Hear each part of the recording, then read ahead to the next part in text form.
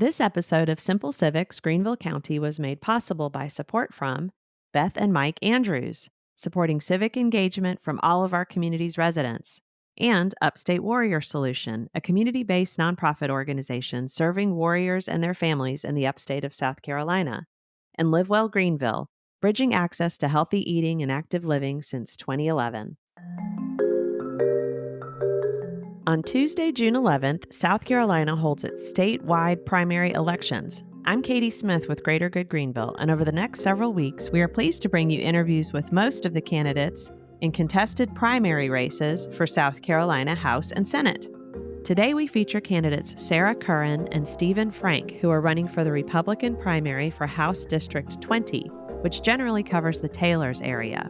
Whichever candidate wins in June will be on the ballot facing the single Democrat filer, Stephen Dreyfus, in November. But first, a quick primer on why primaries are so important. The statewide primaries are when political parties choose their candidates to be on the ballot in the general election on November 5th, when we will also vote for president. This primary on June 11th will be for important offices like state legislature, which discusses things such as roads and bridges, education, taxes, abortion, and guns, our county sheriff, and our county council, which considers issues such as zoning, roads, public safety, and more.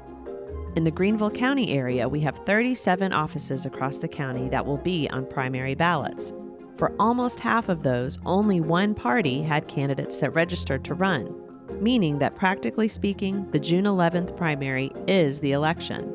In South Carolina, we don't register to vote by party, and all primaries are open, meaning that you are free to vote either the Republican or Democratic primary ballot.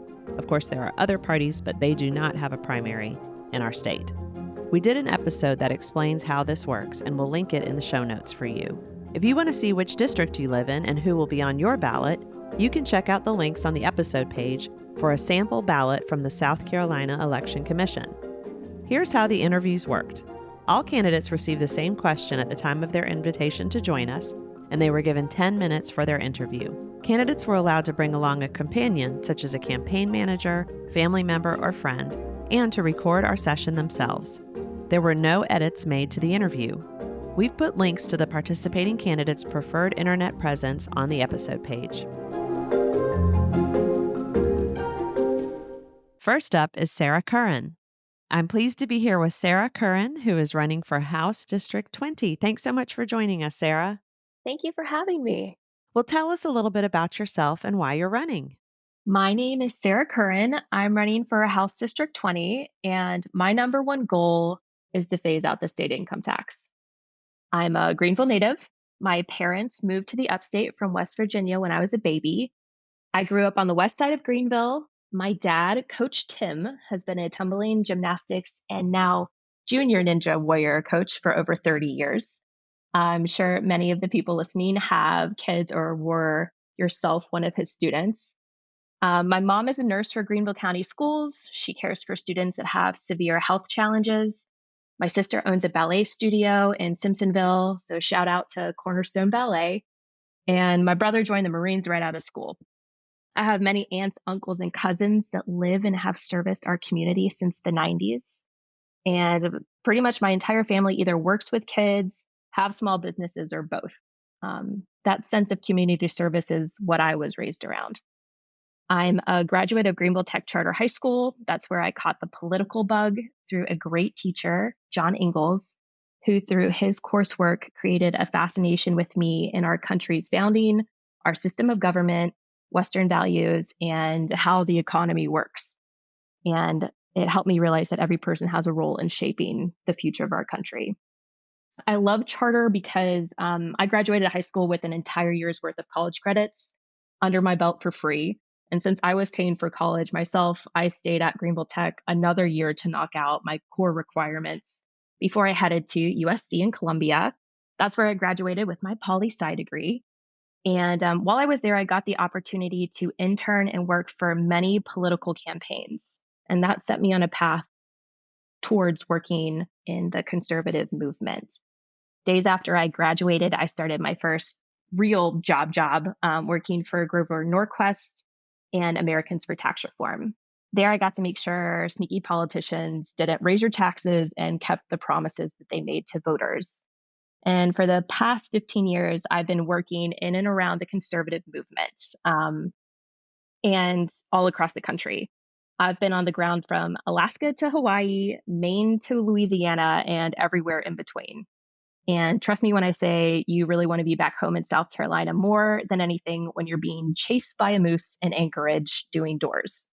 Having so much exposure to all parts of America and working with the grassroots volunteers and candidates has been an absolute privilege because it's not easy work, but it's necessary work.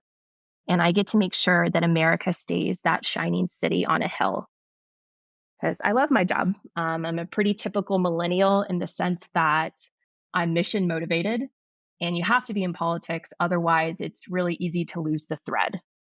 I met my husband through work, and we've been blessed with three awesome kids. And now we have a tech company based in Taylor's dedicated to helping Republicans do a better job raising money for their campaigns and causes. And when this House seat opened up days before Thanksgiving last year, I got that feeling that this was an opportunity to do some real good and put my experience to work here in South Carolina, mainly to phase out the state income tax because we shouldn't have the highest tax rate in the South, but also to prove that you can govern well with conservative public policy. And if we really believe in lower taxes and limited government, then we should be doing exactly that. Thank you. What do you believe are the biggest issues facing your district and the state? Yeah, people usually only talk about the government when the government lets them down or fails to meet expectations for the services it's supposed to provide. Unfortunately, the government intersects with our lives at pretty important points. I heard a former governor once explain that the majority of what a state government does is educate, medicate, and incarcerate, which are all very important. And so, as it relates to House District 20, educate, let's make sure our schools are preparing our kids for the big world out there and for them to compete, and not just with their classmates, but with kids across the country and around the world. I think the first step to that is universal school choice. We need to have the dollars follow the students, not the systems, and to give parents the power to find the schools and programs that are best suited to their child's needs and talents. When it comes to Medicaid, I've had a lot of very long conversations with people about this, tough conversations, and a lot of sad conversations, honestly, on some of the constituents in my district's interactions with the healthcare system. As a state representative, what can I do about it? Well, the first thing is let's open up the insurance market, including across state lines, and remove barriers to telehealth and preventative care. I'm coming at this from a very relevant and personal experience. Somebody with self insurance and three small kids, one of which we've had many close calls and stints in the ICU with. We have to pay so much money every month in premiums for the opportunity to pay even more money and really high deductibles should something bad happen to our family. I get it, it's complicated, it's complex, but for me, it's mostly just stressful because I know a lot of other families just like mine who are doing whatever they can do to maintain their coverage just so they aren't exposed to financial ruin should they have a medical emergency. And I don't like that. But I've learned in life, it's a pretty good rule of thumb that the name of any big federal program has the opposite effect. So the Inflation Reduction Act made inflation worse, and the Affordable Care Act has made healthcare less affordable. So I think we need to do what we can at the state level to triage where we can while we wait for a Republican administration next year to do a better federal fix. As it comes to incarceration, step one is judicial reform. We need to remove any illusion that our justice system isn't fair. We need to close the revolving door on violent and repeat offenders through stiff bond and sentencing reform. We need to fully fund our police departments across the state, and we need to focus on raising our clearance rates because at the end of the day, the number one indicator for having crime go down is have clearance rates go up, meaning we need to solve crimes, arrest the criminals, and send them to jail. I believe that government should only do the things that government can do, but I believe that those should be done with excellence. We need to limit the scope and raise the standards. Excellence doesn't mean more expensive. And the big thing that everyone talks about that only the government can do is infrastructure. Our roads, waterways, bridges, sewers, sidewalks, power grid. We need to work on maintenance and expansion. And, the upstate in particular is continuing to experience rapid growth.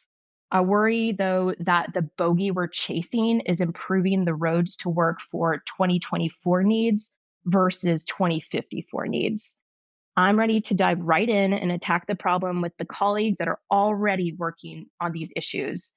And I just believe we need to be really aggressive on power generation problems that we're having. We need to be aggressive on fixing congestion problems. And we need to be really aggressive on our oversight of the current infrastructure projects to make sure that they're on time and at worst on budget. What would be your priorities if elected? My priority will be to push for a plan to get South Carolina's state income tax reduced to zero. As an incoming freshman, I know I won't be able to do that alone, but I'm already talking with members about a plan that sets us up to compete with Florida and Texas and Tennessee's tax structure. We can look to states like North Carolina and Georgia's recent moves to use revenue triggers to reduce the income tax burden in a responsible way.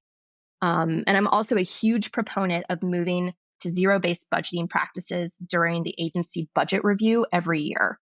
Zero-based budgeting would give the governor and the legislature a much better oversight tool to ensure that the people of South Carolina are getting the best ROI for their money. Because I think we need to reward agencies, programs, directors, and their staff for providing excellent service in the most cost-effective way.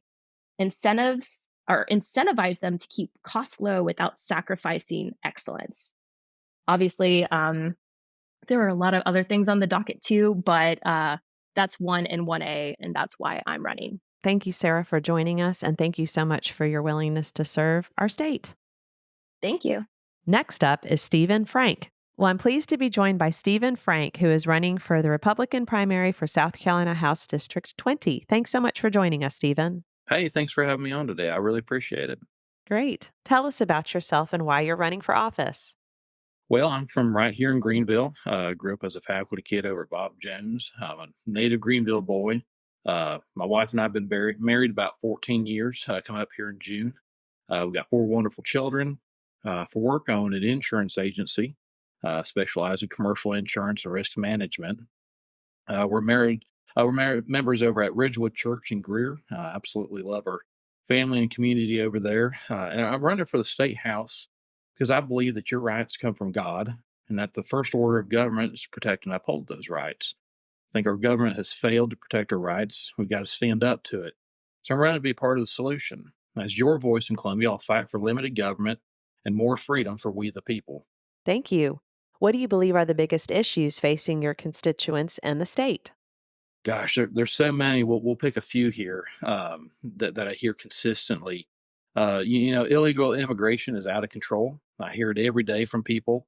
Joe Biden and his federal government in Washington, D.C. have failed us because they've essentially flung the door open, on the border and said, come on in. And every county is now a border county. It's no longer just El Paso, Texas, or San Diego, California's problem. It's a Greenville, South Carolina problem, too. So we got to lead where Washington's failed. We got to pass tough laws in Columbia to safeguard our own people. We got to work with law enforcement to make sure that those laws are carried out. And above all, I think we've got to get rid of Joe Biden and his illegal immigrant family friendly bunch this November. The other thing I hear every day when I'm knocking on people's doors is inflation's out of control. It's beating up on all of us, and it's beating us hard. Grocery bills are rivaling house payments. Folks are wondering if they're going to be able to keep feeding their families the same way. The price is going up and up and up month after month. And with a house full of hungry kids myself, I understand. I get it. But I think the first step, and it's an important one, is eliminating the state income tax so that you and I can keep more of our own money. That'd give families a better financial cushion each month. And remember, Columbia doesn't have a money shortage problem. They've got a spending problem.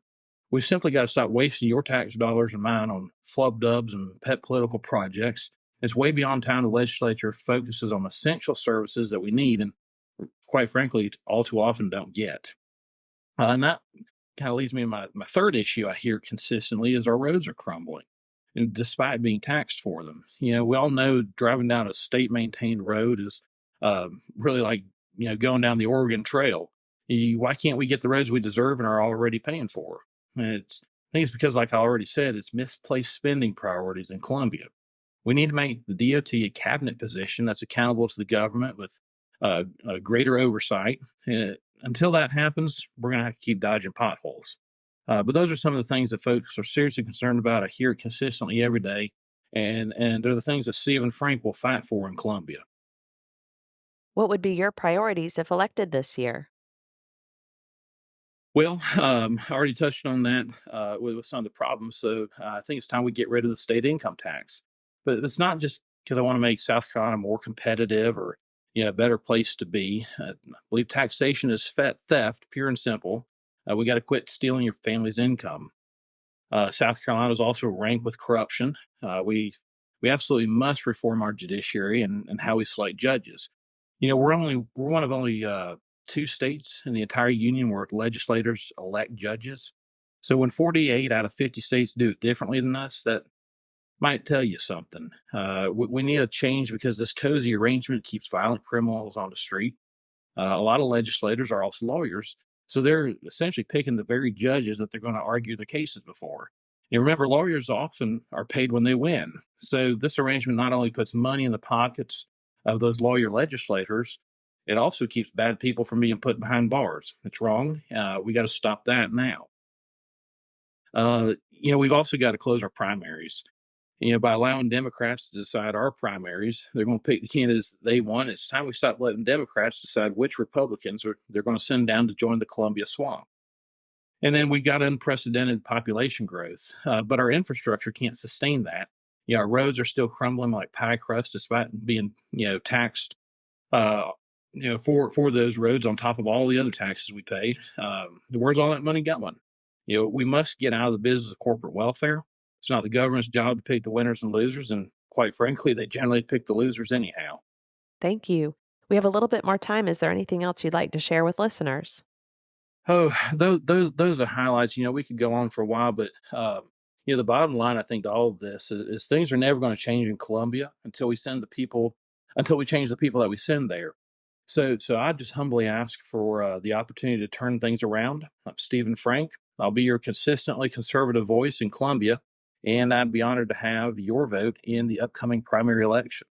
Thank you very much for joining us, and thank you so much for your willingness to serve. Thank you for having me on. I thank you again. Simple Civics Greenville County is a project of Greater Good Greenville. Greater Good Greenville was catalyzed by the merger of the Nonprofit Alliance and the Greenville Partnership for Philanthropy. You can learn more on our website at greatergoodgreenville.org.